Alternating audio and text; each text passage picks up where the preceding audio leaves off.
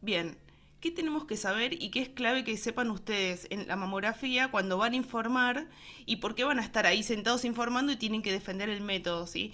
Nosotros tenemos que saber que es un método accesible, es un método relativamente barato. Lo más caro es el plomado, o sea, el lugar, el armado del lugar, pero fuera de eso es un método dentro de todo bastante accesible, que no requiere preparación previa. Lo único que le tenemos que decir a las pacientes es que no se pongan desodorantes ni cremas ni ese día ni el día anterior. ¿Por qué? Porque nos pueden dar artefactos cosméticos. Esto, tanto las cremas como los desodorantes. Así que no usen esas dos cosas y puede ir normalmente.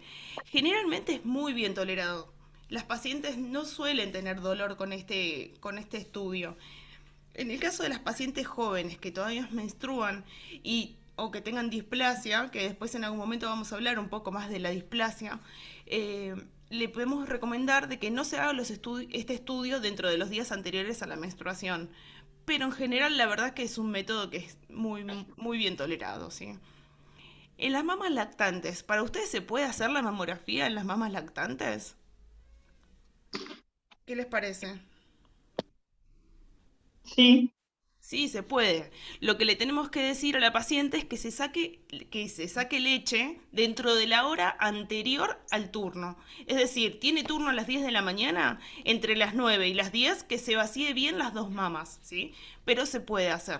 Porque hay pacientes que lactan durante 3 años y durante 3 años no van a estar haciéndose el estudio de mamografía y la idea no es lo ideal, con lo cual es importante que nosotros tengamos en claro que sí se puede para que le podamos decir a la paciente si hacete el estudio, ¿sí? ¿En las pacientes embarazadas para ustedes se puede o no? ¿Qué le no dirían? se debería. ¿Qué? No se debería.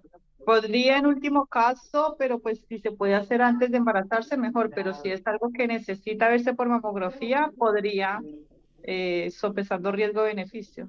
Bueno, lo ideal es que, como dijo Ana, hagamos el estudio antes de que queden embarazadas. Pero hay pacientes que quedan embarazadas y no sabían, o hay pacientes que se van a hacer la mamografía y no sabían que estaban embarazadas. La realidad es que la dosis de radiación que llega al útero es muy baja.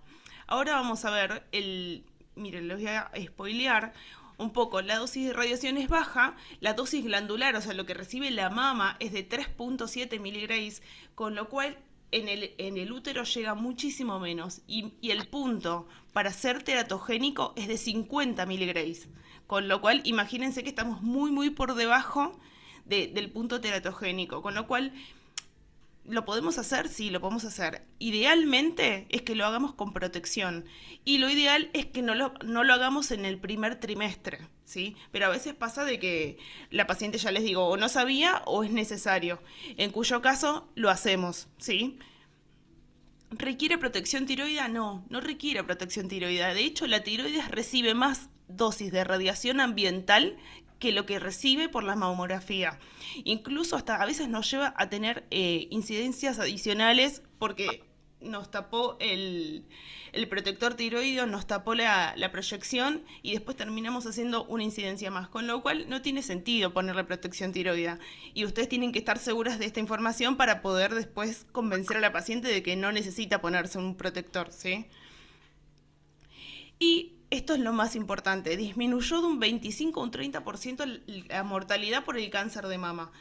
Con lo cual, es el principal método de screening, es decir, de detección temprana en pacientes que por supuesto ese screening es asintomática, la paciente no tiene nada, está consultando por control. Entonces es un método sumamente importante y que difundamos, o sea, le digamos a las pacientes de que se lo hagan. Bueno, les muestro un mamógrafo. Yo no sé si todas vieron un mamógrafo alguna vez. Lo que está acá con uno es a donde está el tubo de rayos. El 2 es el protector facial, que es a donde la paciente apoya la cara. 3 es el compresor. Esto se sube y se baja, y esto se sube y se baja con los pedales que están acá, el número 6. Y 4 es el detector, ¿sí? Entonces, ¿y qué es 5? 5 es a donde nos dice el espesor de la mama, la compresión que tiene en kilopascales y también me dice en milímetros cuánto tiene la mama. ¿Y en qué implicancia tiene para nosotros esto de los de los milímetros?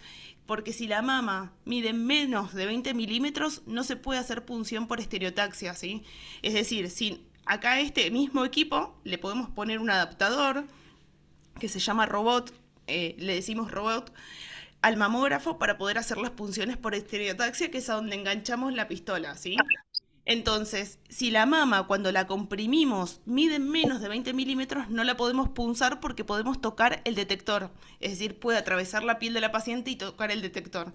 Entonces, en esos casos no se puede hacer. Así que ahí nos sirve este dato de los 20 milímetros. Bueno, tenemos dos grandes grupos en la mamografía. Puede ser de screening o puede ser diagnóstica. Como decíamos recién, screening significa que la paciente está viniendo de control. No se palpa nada, no siente nada, nada, normal, ¿sí? Y en las dos incidencias que hacemos normalmente básicas para un método de screening son la oblicuo medio lateral y la cráneo caudal, que ahora vamos a ver cómo se hacen. Y los métodos diagnósticos pueden ser un montón. Puede ser la focalizada, puede ser del valle, puede ser la tangencial, puede ser en vez de la oblicua medio lateral, porque el rayo entra por afuera, puede ser la lateromedial, es decir, que el rayo entra por afuera. Hay un montón de incidencias diagnósticas. Ahora, me dirás, ¿para qué me sirve saber si es de screening o si es diagnóstica? Y estos dos grandes grupos los separé porque cuando la mamo es de screening, los BIRAT que yo puedo usar son 0, 1, 2 o 3, ¿sí? No puedo poner un 4, un 5 en un método de screening, ¿sí? Entonces, esto es súper importante. Y cuando es diagnóstica, ya no puedo usar el 0 ni el 1. Ahí puedo usar el 2, el 3, el 4, el 5 y nada más. ¿Se entendió eso? Eso es sumamente importante para ustedes que van a informar mamografías. ¿Se entiende? Moni, perdón. Sí, Moni. Decime, Ana. Sí se entiende, pero ¿por qué? O sea, si por ejemplo encuentro en el screening una paciente con características de 5, ¿no se lo puedo poner? ¿O qué hago? No, ¿por qué? Porque es así. Si la paciente tiene algo palpable, suponete que la paciente viene porque se palpa algo, ya no es screening, es diagnóstico. Con lo cual, si tiene algo diagnóstico y eso es palpable, ahí ya le puedo poner un 5 si es un 5, ¿no? Que ya vamos a ver que es un 5, que es la suma de hallazgos patológicos. Es decir, por ejemplo, tengo un nódulo que es palpable con microcalcificaciones en su interior, o tengo un nódulo y además tengo un ganglio patológico. Entonces ahí es un 5. Pero ya la paciente no viene de screening, viene diagnóstico. ¿Entendés? O sea, Sí. nosotros separamos a las pacientes en dos en función de se palpa algo o no. Si la paciente viene porque sin palparse nada y tiene algo, y de todas maneras no le puedo poner el 4 o el 5. Sí o sí le tengo que hacer algo en el medio. Es decir, le pongo el 0 y le hago la magnificación, por ejemplo, o le pongo el 0 y le hago la ecografía.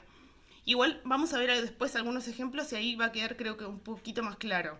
Y si después se sigue sin entender o sin quedar de todo claro, vemos más casos y listo, no hay problema. Con la duda no te dejo, así que tranqui. Moni, entonces, para los de diagnóstico, ¿qué BIRAT se pueden Bien, utilizar? para los de diagnóstico es o es 2 o es 3 o es 4 o es 5. Y para los Ah, de bueno, screening es 0, es 1, es 2 o es 3. perfecto, listo, ¿Sí? Bueno, listo, gracias. la de screening. ¿Cuándo el método de screening? Se puede pedir una mamografía de base a los 35 años y después de los 40 es una vez por año. Ahí eso es fija.